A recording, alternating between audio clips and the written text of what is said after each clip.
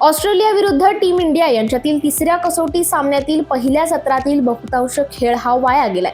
पावसाने पहिल्या सत्रात सलग दुसऱ्यांदा व्यत्यय आणल्यानंतर सामना थांबवण्यात आला. कसोटी सामन्यात एका दिवसात 90 षटकांचा खेळ अपेक्षित असतो. त्यानुसार मात्र या सामन्यातील पहिल्या सत्रात फक्त 13.2 ओव्हरचाच खेळ होऊ शकला असून ऑस्ट्रेलियाने बिनबाद 28 धावा केल्या आहेत.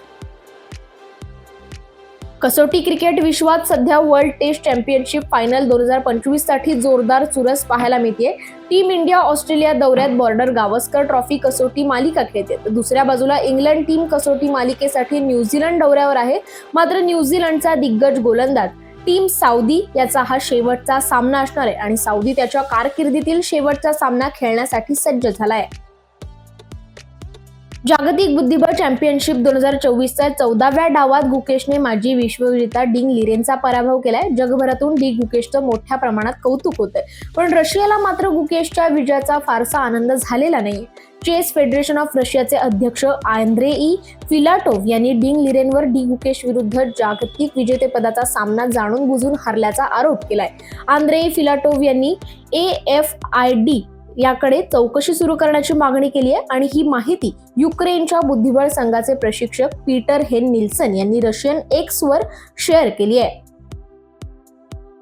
बांगलादेशचा अनुभवी अष्टपैलू खेळाडू शाकिब अल हसनवर इंग्लंड आणि वेल्स क्रिकेट बोर्ड अंतर्गत होणाऱ्या स्पर्धांमध्ये गोलंदाजी करण्यास बंदी घालण्यात आली आहे. शाकिब अल हसन कायमच विविध वादांमध्ये अडकलेला आपल्याला पाहायला मिळतोय, पण आता सध्या नवा वाद समोर आलाय. सप्टेंबरमध्ये शाकिब अल हसन काउंटी चॅम्पियनशिपमध्ये सरेकडून खेळत असताना पंचांनी त्याच्या गोलंदाजांच्या कृतीवर प्रश्न उपस्थित केलेत आणि या सामन्यात शाकिब अल हसनने 9 विकेट घेतल्या होत्या.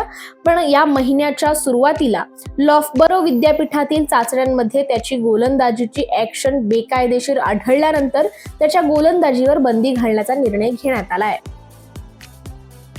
प्रो कबड्डी लीग मध्ये यापूर्वीच आव्हान गमावलेल्या बंगळूर बुल्स संघाला आणखी निस्तेज करताना एकामागून एक 4 लोण देत पुणेरी पलटणने काल झालेल्या सामन्यात 56-18 असा दणदणीत विजय मिळवलाय. पंकज मोहिते, आकाश शिंदे, मोहित गोयर यांच्या चढायांना गौरव खत्री आणि अमन यांच्या बचावातील हाय फाईव्हची सुरेख साथ मिळाली. प्रतिस्पर्धी संघाच्या गुणांपेक्षा तिप्पट गुणांनी विजय मिळवून पुणेरी पलटण संघाने क्रमवारीत 7वं स्थान गाठत बाद फेरी गाठण्याचं आपलं आव्हान कायम राखलंय. पूर्वार्धात 4 गुणांनी पिछाडीवर असूनही कोणतेही दडपण न घेता दबंग दिल्ली संघाने तेलुगू टायटन्स संघावर 33-27 असा रोमहर्षक विजय नोंदवलाय आणि प्रो कबड्डी लीग मध्ये प्ले ऑफच्या आशा कायम ठेवल्यात. मात्र सामन्याच्या 12व्या मिनिटापासून तेलुगू संघाने सामन्यावर पकड घेण्यास सुरुवात केली आणि 15व्या मिनिटाला त्यांनी पहिला लोण नोंदवला. मध्यंतराला त्यांनी 17-13 अशी आघाडी घेतली होती.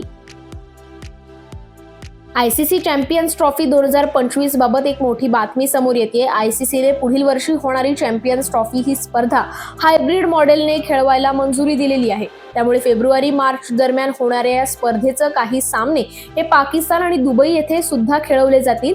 या संदर्भात BCCI आणि PCB यांच्यात सामंजस्य झालं असून टीम इंडिया चॅम्पियन्स ट्रॉफीचे सर्व सामने हे दुबईत खेळवले जातील, तर इतर संघांचे सर्व सामने हे पाकिस्तानात आयोजित केले जातील.